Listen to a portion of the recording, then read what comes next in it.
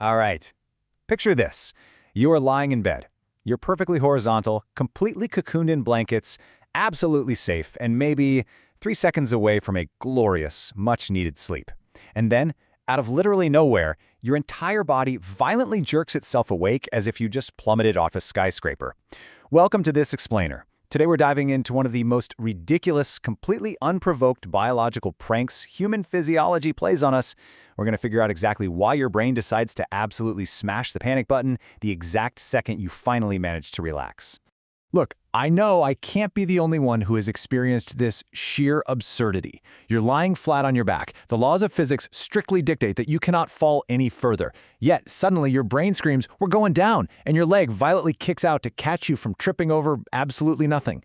It's this completely irrational jolt of panic, your heart is suddenly racing, and you're just lying there completely stationary. It makes you feel incredibly uncoordinated, right? I mean, tripping while you are already on the floor is a very special kind of clumsy. But hey, good news. If you suffer from this overly dramatic central nervous system, you are in excellent company. Sleep research shows that up to 70% of people experience this exact phenomenon. It's incredibly common. So while your brain might be entirely convinced that you're in mortal peril, you're actually just experiencing a very normal, highly relatable glitch in human software. Section 1. Anatomy of a hypnic-jerk, the biological autopsy. Okay, so let's move past the subjective terror for a second and look at the actual objective science here. Clinically, this phenomenon goes by a few names. You'll hear it called a hypnic-jerk, a hypnagogic jerk, or a sleep start. Medically speaking, it's a type of myoclonus, which is just a fancy term for a sudden involuntary muscle twitch. Now, if the word myoclonus sounds a little scary, don't worry. You know what else is a myoclonic twitch? The hiccups. A hypnic jerk is basically just a hiccup of the nervous system happening right at that blurry boundary between being awake and entering stage 1 sleep. It just happens to be vastly more terrifying than a regular hiccup. And this perfectly illustrates the hilarious disconnect between our perception and reality. What you feel is so massive and dramatic, right? You're plummeting into a dark abyss, or maybe you see a blinding flash of light, or hear a loud snap inside your skull. Those are actually known as sensory sleep starts. They're brief hypnagogic hallucinations. But what actually happened in the real world? Your muscle tone simply relaxed. Your brain threw in a momentary hallucination, and your foot literally twitched about 2 inches under the duvet. It's the biological equivalent of a massive jump scare in a horror movie. And then the monster turns out to be a house cat. Section 2. The Brain's Shift Change, a workplace comedy. So why does this actually happen? Well, we have to look at the catastrophically bad management transition happening inside your head right as you nod off. Sleep is not just an on-off switch. It is a very messy handover. You've got 2 main systems actively fighting for control. There's the reticular activating system, or RAS. Think of this as your wake system, the day shift manager. Then there's the ventrolateral preoptic nucleus, or VLPO. That's your sleep system, the night shift manager. When you fall asleep, the VLPO tries to take the steering wheel from the RAS. But it is not a smooth handover. It is way more like 2 managers violently wrestling over the wheel while the car is still moving down the highway. It's just a highly unstable boundary. So as you drift off, your brain undergoes this staggered, totally uncoordinated deactivation. The parts of your brain that keep you awake slow down, and your motor pathways start to shut off. But because they don't power down perfectly in sync, you get this sleep-wake transition instability. A rogue signal misfires, shooting down subcortical or brainstem structures, specifically those reticulospinal pathways, and travels right down your spinal cord. It's a literal neurological short circuit. Now here's where it goes off the rails. The awake part of your brain gets momentarily confused by the rapidly decreasing muscle tone that the sleep part of your brain is causing.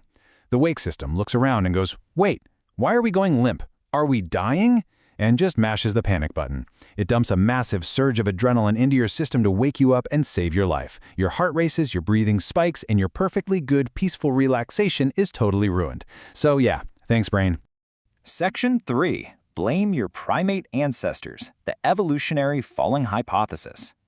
You might be wondering, why does this specific neurological glitch conjure the sensation of falling? Well, for that, we have to look to history. This is actually one of the most widely accepted and, frankly, most hilarious scientific theories out there. The evolutionary reflex theory posits that millions of years ago, our early primate ancestors slept high up in the branches of trees to avoid predators. In that environment, rapid muscle relaxation meant you were slipping off your branch and plummeting to your doom. So our brains evolved this incredibly aggressive reflex. If muscle tone drops too fast, fire an immediate violent muscle spasm to catch yourself and wake up before you hit the jungle floor. Let's just take a second to appreciate the sheer absurdity of this. You are a modern human. You're tucked into a temperature-controlled room, lying on a high-tech memory foam mattress that literally molds to the exact shape of your body. And yet, deep down in your brainstem, your nervous system still fully believes you are a monkey plummeting from the forest canopy. It's violently jerking you awake to test your footing and check the environment one last time, just to be absolutely sure you haven't slipped off the branch. Evolution is amazing, guys, but man, it really needs a software update. Section 4. Self-sabotage. Glitches, stress, and caffeine. Okay, while we can definitely blame evolution, we do have to take a little responsibility here. Our modern lifestyle choices are actively fueling this primitive glitch, creating what I like to call the hypnic-jerked starter pack. Basically, if you want to trick your brain into thinking it's falling off a cliff, just do these things. First, drink caffeine. It blocks adenosine and keeps your nervous system artificially stimulated. Second, carry around a ton of stress. Third, be extremely sleep-deprived. Ironically, when you're completely exhausted, your brain tries to rush into deep sleep way too fast, skipping the gradual transition, which totally confuses the neurological pathways and causes a misfire. And lastly, doing intense physical workouts right before bed. That fatigues your muscle fibers and spikes your adrenaline, making that transition to sleep incredibly jerky. But hey, it's not just lifestyle. There are also pharmacological and physiological risk factors at play. Certain medications can really shake things up. For instance, SSRIs, antidepressants, can modulate serotonin and alter your neurotransmitters, which actually increases nighttime muscle spasms. We also see imbalances in GABA, which is an inhibitory neurotransmitter. Basically, when these chemicals get a bit out of whack, your body's excitability stays way too high, making that shift from waking to sleeping incredibly volatile. And then, of course, there's stress. Here's the crucial takeaway. High cortisol equals hypervigilance. When you're stressed out, your anxious brain is extremely reluctant to let down its guard and enter the very vulnerable state of sleep. So as your body attempts the completely natural, entirely necessary muscle relaxation required for stage 1 sleep, your highly stressed brain misinterprets this normal relaxation as a literal physical threat. It fights the sleep. And the result? Frequent, violent sleep starts. Section 5. Landing safely. Calming the nervous system. All right, so how do we fix this? How do we convince our paranoid, monkey-brained central nervous system that it absolutely doesn't need to save our lives every night at 11 p.m.? Well, here are the actionable steps straight from the research. 1. Cut out late-day caffeine to let your adenosine levels naturally build up and signal true, actual tiredness. 2. Avoid intense evening workouts that elevate your core temperature and flood you with adrenaline right before you're supposed to be winding down. And 3, this one is great, practice progressive muscle relaxation, or PMR. By intentionally tensing and then deeply relaxing each muscle group from your toes all the way up to your face, you actively help your body achieve that state of muscle atonia safely. You're basically holding your brain's hand and proving to it, hey, relaxing the muscles won't result in us falling out of a tree. Now, just before we wrap up, a quick medical reality check. What is the difference between a totally normal twitch and something you should probably see a doctor for? A standard hypnic jerk is a benign single jolt that happens right at sleep onset. You wake up, maybe your heart is racing a bit, but you quickly realize what happened.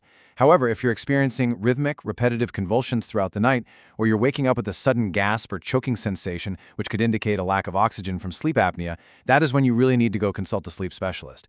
But for the vast majority of us, it's just a completely harmless neurological hiccup. So, as you tuck yourself into your perfectly safe, entirely horizontal bed tonight, you kind of have to wonder, will your brain gracefully hand over the management keys to your sleep system, or is it quietly scheduling another unprovoked adrenaline-fueled skydiving simulation just to make absolutely sure gravity still works? Human physiology is ridiculous, but at least now you know exactly why it's happening. Sleep well and, try not to trip.